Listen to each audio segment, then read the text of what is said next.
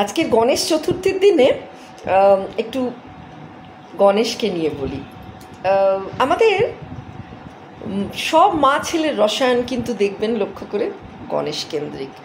মায়ের সঙ্গে যেন একটা বিশেষ সম্পর্ক থাকে ছেলেদের, তাতে কোনো কামবন্দি সম্পর্ক কিন্তু থাকে না। কিন্তু শিবের কিন্তু দুর্গার কাছে গণেশকে ঘেঁষতে দেখলে খুব আপত্তি ছিল।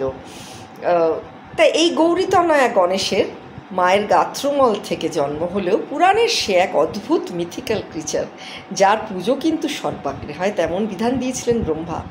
আসলে গৌরীর মনের দুঃখ তাতে ঘুচলেও বিশাল বপুর অধিকারী এই গজানন নামে অভিশপ্ত পুত্রটি কালে কালে লোকমুখে হয়ে গেল গোবর গণেশ। এই বাগধারাটি কেন জানি না, এত বডি শেমিং, এতই নিষ্কম্মাসে পুরুষতান্ত্রিক সমাজের সেই অমোঘ প্রবাদ হীরের আংটি আবার বেঁকা মনে হয় আমার। সে ছেলে তো সত্যিই হীরে, তাই না? আর তাই পুরাণে তাকে নিয়ে বোধহয় আদিক্ষেতার অন্ত নেই, বরং সে সিদ্ধিদাতা, সকল কাজে বাধাবিঘ্ন নাশ করে। প্রচুর বলশালী এই বিঘ্নেশের দ্বারাই মহিষাসুর বধে দুর্গা কিন্তু জয়লাভ করেছিলেন। তাই নবদুর্গার অন্যতম রূপ সিদ্ধিদাত্রী দুর্গা আর পুজো কিন্তু নবরাত্রিতে হয়। আর তাই বুঝি দুর্গার চালচিত্রেও গণেশের উপস্থিতি। এমন পুত্র ছাড়া তো মা অচল, তাই না? এই গণেশের প্রিয় খাবার মোদক, যা কিনা আধুনিককালের পুষ্টিগুণে ঠাসা মাল্টিগ্রেন লাড্ডুর মতো যদি ভেবে নিই, তাহলে তো মনে হয় শক্তি লাভের কারণে এই গণেশের তা প্রিয়। আয়ুর্বেদে এই মোদক হলো নানা রকম দানাশস্য, গুড়, বাদাম দিয়ে প্রস্তুত কবিরাজি এক ওষুধ বিশেষ। আর বিশেষণ হিসেবে মোদক হলো আমোদক বা আনন্দদায়ক, যার সঙ্গে নিবিড় সংযোগ আমাদের মস্তিষ্কের ডোপামিন নামে নিউরো ট্রান্সমিটারটির। দেখেছেন ভেবে? এটি নিঃসরণ করতে ট্রিগার করে কে বলুন তো? শর্করা জাতীয় কিছু, আনন্দের অনুভূতি যোগায় আমাদের মনে এই মোদক। এই মিষ্টান্নের আকৃতি বটুয়া বা পুঁটলির মতো, কারণ গণেশ পুজোর সঙ্গে জড়িয়ে রয়েছে ব্যবসা বা সিদ্ধি লাভ, যা আমাদের অর্থ সঞ্চয়েরও বার্তা দেয়। অজনী সম্ভূত গণেশ জন্মের পরেই সব দেবতাদের কাছ থেকে একগুচ্ছ দৈবী উপহার পেয়েছিলেন। তার মধ্যে পৃথিবী মায়ের দেওয়া ইঁদুরটি হলো তার বাহন।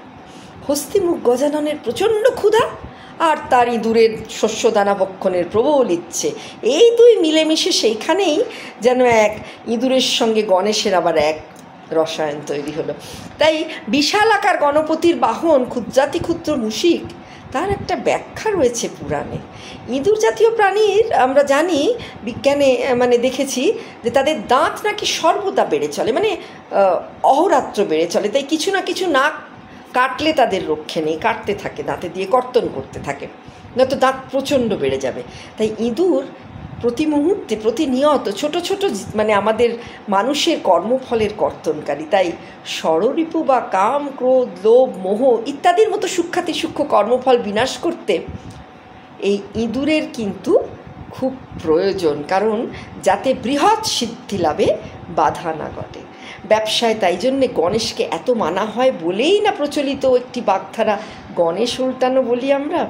আর শুধু ব্যবসা বলি কেন, যে কোনো শুভ কাজে হাত দিতেই গণেশকে স্মরণ করার রীতি। তাই তো প্রাচীন ভারতীয় সাহিত্য বেদ, পুরাণ, রামায়ণ, মহাভারত, এমনকি আমাদের রামচরিত মানস, যে কোনো মঙ্গল কাব্য, সবেতে খেয়াল করে দেখবেন বইতে পুঁথিতে শুরুতেই কিন্তু কবিরা, সাহিত্যিকরা গণেশ বন্দনা করেছেন, তবেই কিন্তু লেখনী ধারণ করেছেন।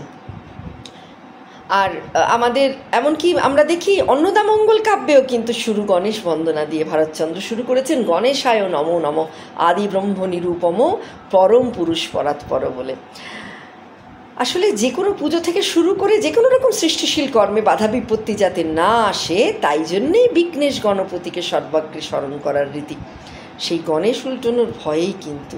আর তাই তো সেই বিখ্যাত আগমনী গানের লাইন আমরা বলি, গিরি গণেশ আমার শুভকারী।